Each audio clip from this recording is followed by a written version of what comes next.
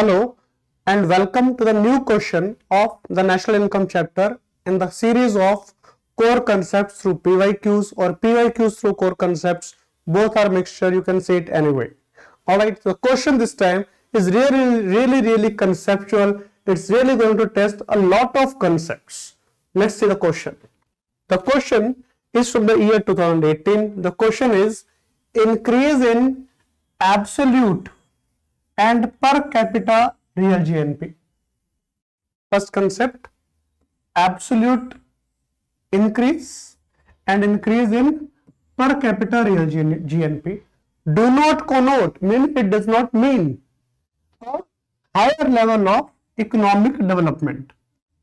Another concept, higher level of economic development. If so, the way I would approach any question is, I would be approaching the options only when I know what the statement talks about.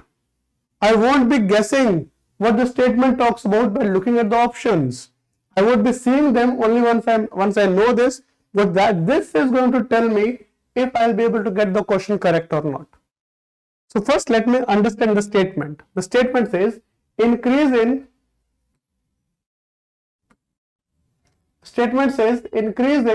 the absolute and per capita real GNP do not connote a higher level of economic development. What does it mean? It means that if there is increase in real GNP and if there is an increase in per capita real GNP,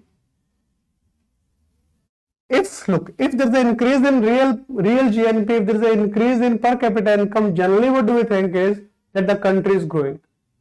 That's what we assume. For example, if there is a statement which says India's GDP is growing by 10%, Bangladesh GDP is growing by 15%.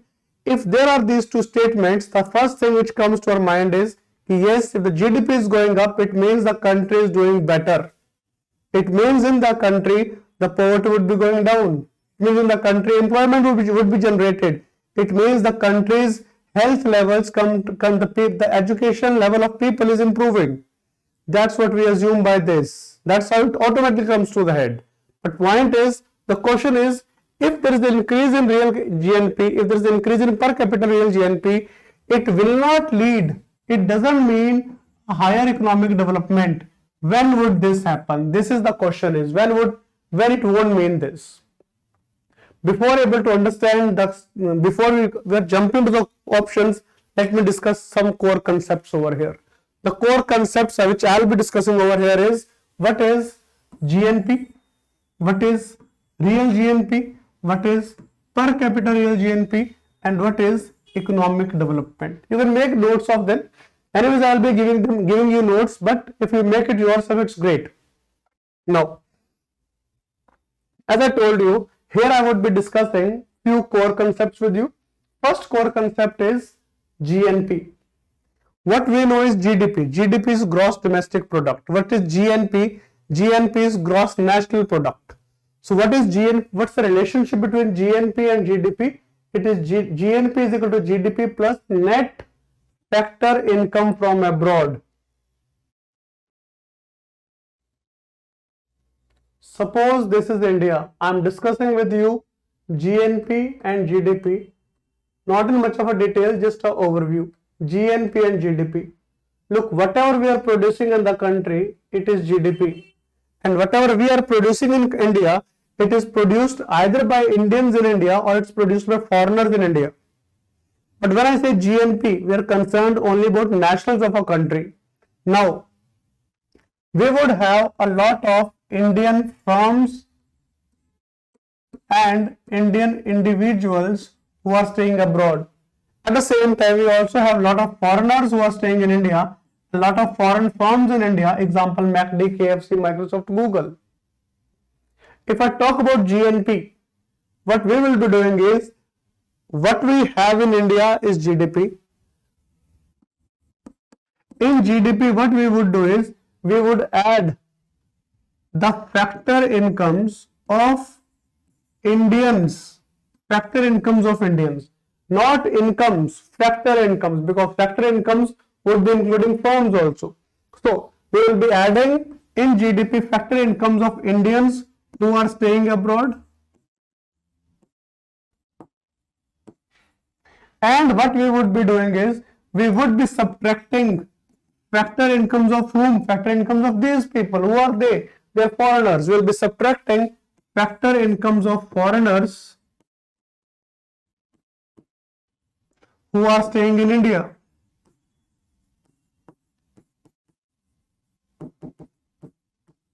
So what we'll have is, we'll be adding certain factor incomes, we'll be subtracting certain factor incomes. If we take both of them together, I get is net factor income from abroad. That is NFIA. So what is GNP? GNP is equal to GDP plus NFIA. Now, if I talk about India's case, for India's case, the factor incomes of foreigners staying in India is more as compared to factor incomes of Indians staying abroad. This part is more for India. Fair enough? This part is more for India. This part is less. Alright, so as this part is more, for India's case, NFIA is negative. Alright, so for India's case, the formula becomes GNP India is equal to GDP India plus minus NFIA. Alright, now in India's case, what happens is GNP is equal to GDP minus NFIA. So for India's case, India's GDP is more than India's GNP. If you find a question like this, you'll be still able to answer this question, because what I have discussed with you, the relationship between GDP and GNP. Now, this is GNP. Now let me tell you about real GNP. Before understanding real GNP, you need to know what is real GDP. Real GDP is if we calculate GDP at base year's price. For example, if I talk about India's GDP's base year is 2011. So if we are calculating GDP of 2013 based on 2011 prices, that is real GDP for India. Alright, so India's real GDP is rupees 160 lakh crore. On the other hand, you would have heard India's GDP is rupees 380 lakh crore or 400 lakh crore. What's that? What is $4 trillion? That is nominal GDP. So what is nominal GDP? Nominal GDP is the GDP of a country calculated at current year's price. For example, if we talk about India's case, India's nominal GDP is rupees 320 lakh crore. Alright. Now, how do we get real GNP from real GDP? Now, if in real GDP, if I add NFIA, I get real GNP. Obviously, in India's case, NFIA is negative. Now, if I divide, so when I say absolute increase in real GNP, when I say absolute increase in real GNP, it means I am talking about this GNP going up. This GNP, when would this GNP go up? It would go up when real GDP is going up. If the country is producing more, if people's income is increasing, the real GNP would go up. If firms' profits are going up, the real GNP would go up. Alright, and if I divide this real GNP by the total population of the country, it is per capita real GNP. So when would per capita real GNP go up?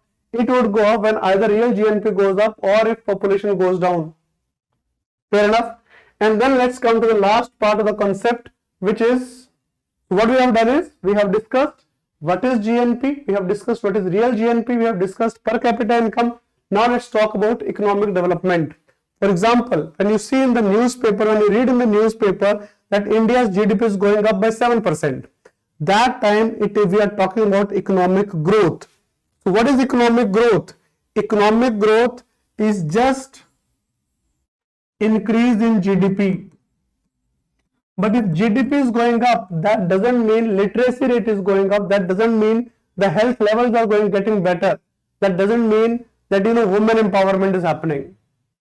So how do we measure all these things? To measure all these things, what comes to the head is, what comes to the picture is economic development. Economic development is economic growth plus improvement in socio-economic indicators. What is socio-economic indicators? Which are related to societal as well as economical well-being. Socio-economic indicators would include per capita income, would include infant mortality rate, it would include gross enrollment ratio, literacy rate. All these things, they comprise socio-economic indicators. So what is economic development? Economic development means the country is doing good economically, at the same time socio-economic indicators are getting better, the poverty is going down, the inequality is going down, the education is going up, the health is going up. Now when we have discussed all these concepts, I think it's going to be very, very easy to solve the question. Let's come to the question now. The question is an increase in absolute, so now you can understand, increase in absolute and per capita real GNP do not connote a higher level of economic development. That is, if a country has higher per capita income, higher real GDP, that country would not have economic development. When would that happen? Industrial output fails to keep pace with agricultural output? Not necessary. Not necessary, because even in this case, at least agricultural output is going up. Agricultural output going up means marginal farmer, small farmer going up. So if agricultural output is going up, surely the country is facing economic development, because lower strata is going up.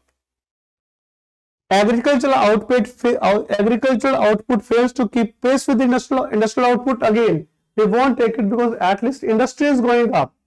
Some sector may be lagging behind, but the other sector is going up. It's not that the other sector is going down.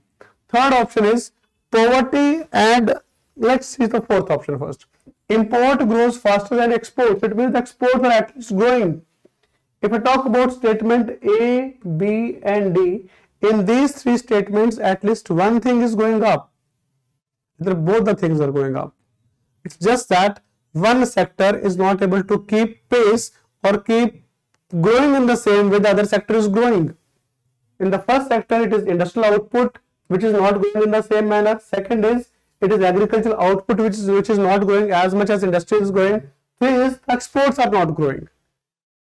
Third case is poverty and unemployment increases. Yes, if poverty and unemployment in the country is increasing, surely the health is not going to improve, the education is not going to improve, the inequality would be increasing. So if a country has higher real GNP, higher per capita real GNP, that country, and if that country is facing unemployment and poverty, it's quite possible. The per capita when can real GDP increase? When can real GNP increase? If Ambani's, Tata's, Birla's, if their profits increase, the GDP would increase. And if GDP is increasing, the per capita income would also increase. But does it mean that the remuneration of the worker is increasing? Does it mean that the job is increasing? Not necessary. So GDP may be increasing, but if a country is facing higher unemployment, higher poverty level, that country would not have economic development. I hope you have been able to make sense of this question. This question was little bit on a difficult side, little bit analytical side. If a person had conceptual clarity about multiple things, then only, and he is analytical also, he is able to connect the things, then only he will be able to answer this question. I hope you have understood this. We'll continue the discussion with further questions. That's it for today. Thank you.